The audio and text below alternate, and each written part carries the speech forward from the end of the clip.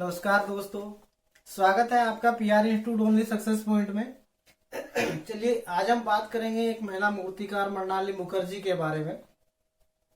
इससे पहले भी हमने एक महिला मूर्तिकार के बारे में अध्ययन किया है, तो आज हम इसके महिला मूर्तिकार जो मृणालिनी मुखर्जी है उसके बारे में अध्ययन करेंगे। चलिए समय का सदुपयोग करते हैं और अपने टॉपिक की शुरुआत करते हैं। हमारा आज का टॉपिक है मृणालिनी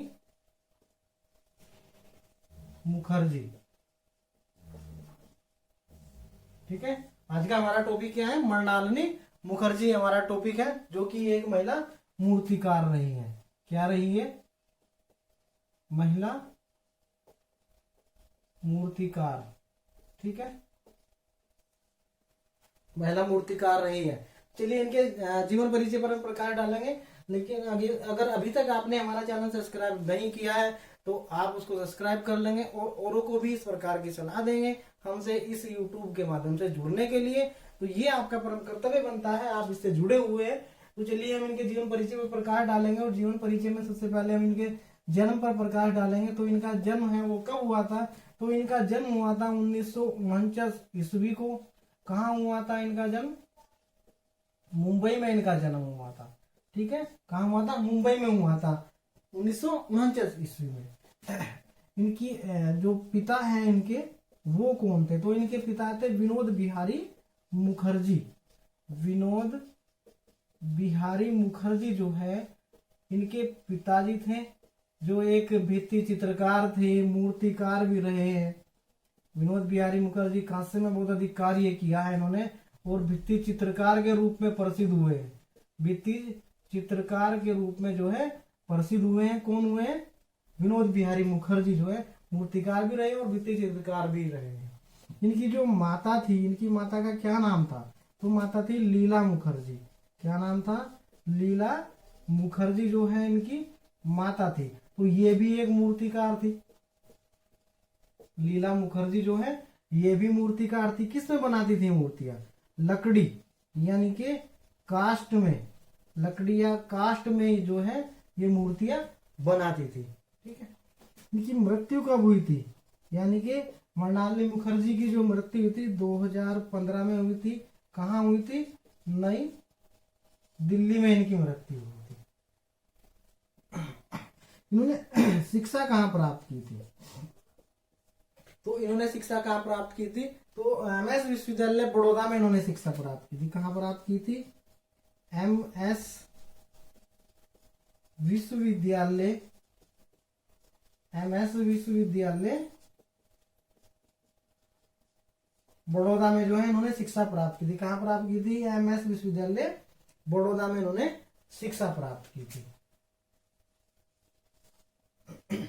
ठीक है, चलिए अब इनका जो इन्होंने जो मूर्तिकारी की थी, यानी कि इनका चित्रण विषय किस प्रकार से मूर्ति शिल्प बनाने में रहा है, चित्रांकन करने में रहा है। तो इनका जो चित्रण विषय है आप उसको नोट करेंगे, चित्रण विषय।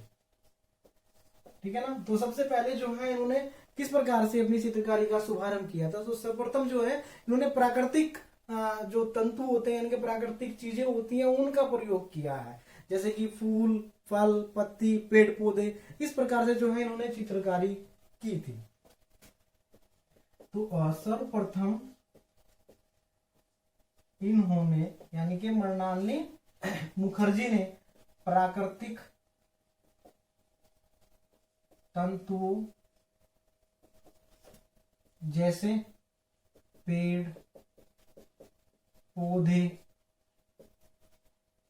फल, फूल, पत्ते आदि, इस प्रकार से जो प्राकृतिक तंतु आदि का चित्रण किया था।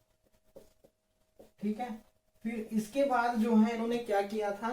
एक धातु के जो छल्ले होते हैं, धातु के छल्ले से इन्होंने मूर्ति शिल्प बनाए थे। जैसे धातु के छल्ले बना दिए गए हैं और उनको कांसे से, पत्थर से, इस प्रकार से जो है इनका जो कार्य किया है इन्होंने, इस प्रकार से बहुत अधिक यानी कि प्रसिद्ध रहे हैं। इस प्रकार से कांसे का प्रयोग इन्होंने अपनी चित्रकारी में किया और भी अलग प्रयोग इन्होंने किया है। तो उससे जो है इन्होंने जैसे जूट की रस्सी से चित्र बना दिया। आगे आप नोट करेंगे उस चीज को, ये प्रसिद्ध भी इसीलिए है, एग्जाम में इनके बारे में पूछा भी गया है। तो धातु के छल्ले से चित्र मतलब मूर्ति शिल्प इन्होंने बनाए हैं।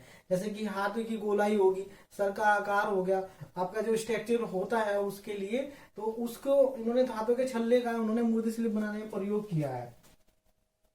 तो मृणालिनी मुखर्जी ने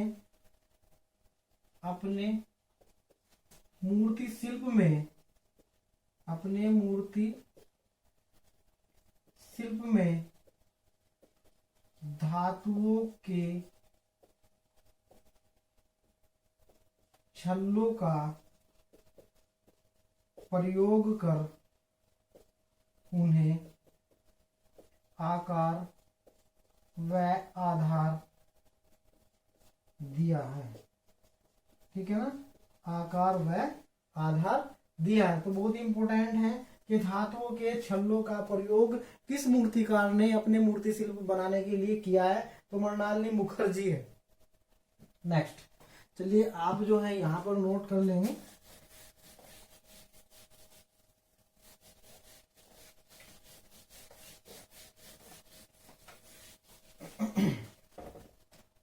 नेक्स्ट जो है इन्होंने जो है जूट की रस्सी, यानी कि अपने जो मूर्ति शिल्प इन्होंने बनाए हैं उसमें जूट की रस्सी, यानी कि मृणालिनी मुखर्जी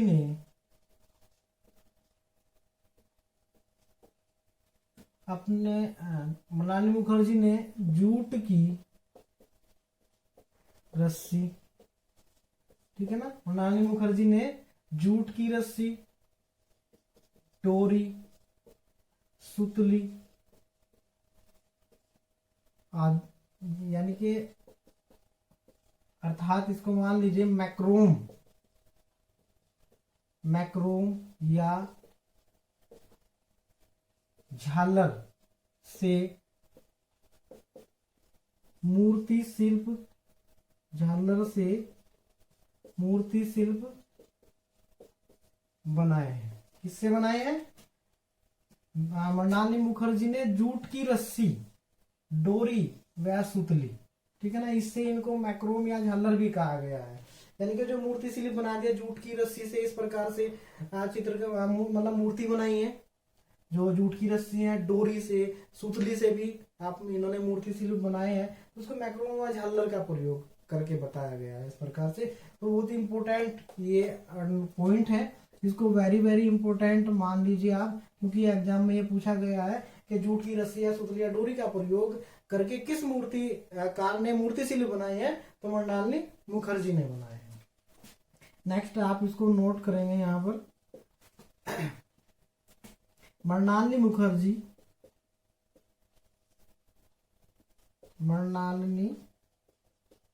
मुखर्जी जो है रूपकर भारत भवन भोपाल की सदस्य भी रही है। भारत भवन भोपाल की सदस्य भी रही थी।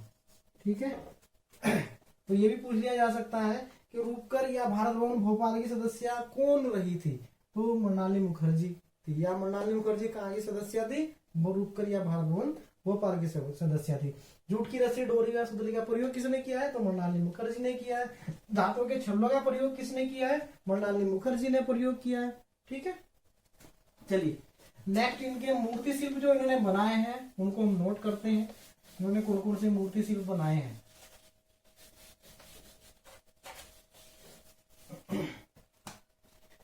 तो प्रमुख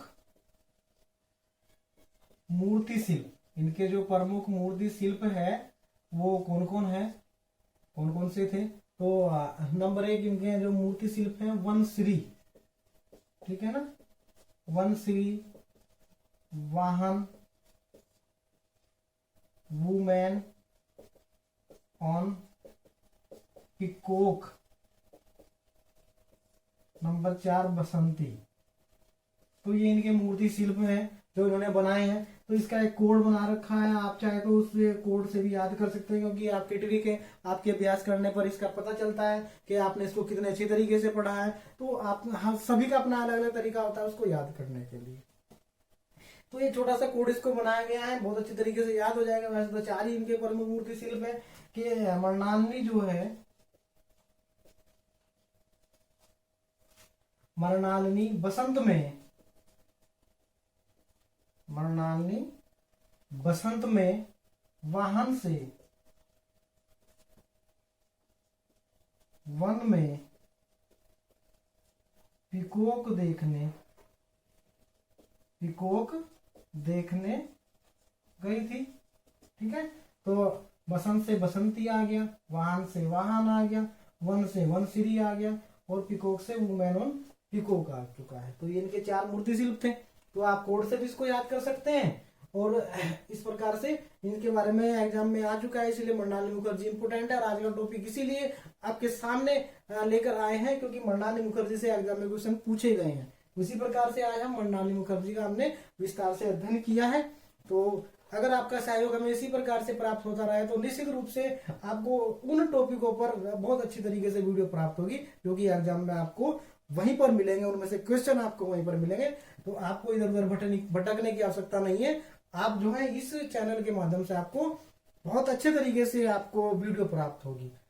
तो आपका सहयोग जिस प्रकार से हमें प्राप्त हो रहा है, तो मैं उसी सहयोग से आशा करता हूं कि इसी प्रकार से आपका सहयोग हमें बनता रहे, और आप औरों से भी यही उम्मीद करते रहेंगे और कराते रहेंगे कि आप इस चैनल को बहुत अच्छे तरीके से अपना रेस्पॉन्स दें, और कमेंट बॉक्स में आपको अपने टॉपिकों के बारे में भी हमें बताते रहेंगे। तो अगर आपको यह टॉपिक बहुत ही अच्छा लगा है तो आप कमेंट बॉक्स में कमेंट करके जरूर लिखेंगे, आपका परम कर्तव्य बनता है इस चीज के लिए। तो आपसे निवेदन है, आपसे विनती है कि आप इस चैनल को बहुत अच्छी ऊंचाइयों पर पहुंचाएंगे, क्योंकि हम आपके सामने देखिए बहुत अच्छे तरीके से मेहनत भी कर रहे हैं, और आप भी हमारे सामने मेहनत करें। ऐसा नहीं है कि सिर्फ हम ही मेहनत कर रहे हैं, आप भी हमारे सामने मेहनत कर रहे हैं, आप अपना कीमती समय हमें दे रहे हैं, उस चीज को आप बहुत अच्छे तरीके से पढ़ रहे हैं। तो निश्चित रूप से आप इसी अभ्यास के साथ लगे रहे, आपको सफलता एक दिन अवश्य ही प्राप्त होगी, ये मेरा दावा है। और बहुत ही मतलब मेहनत से हम ये कह सकते हैं कि हमें अभ्यास के साथ साथ बहुत अच्छी जो पोजीशन है उसको हम प्राप्त कर लें। तो चलिए आज के लिए इतना ही। नेक्स्ट टॉपिक नेक्स्ट वीडियो के साथ फिर से मुलाकात होगी। तब तक के लिए बहुत बहुत धन्यवाद आप सभी का हमारे साथ जुड़ने के लिए। बहुत बहुत धन्यवाद।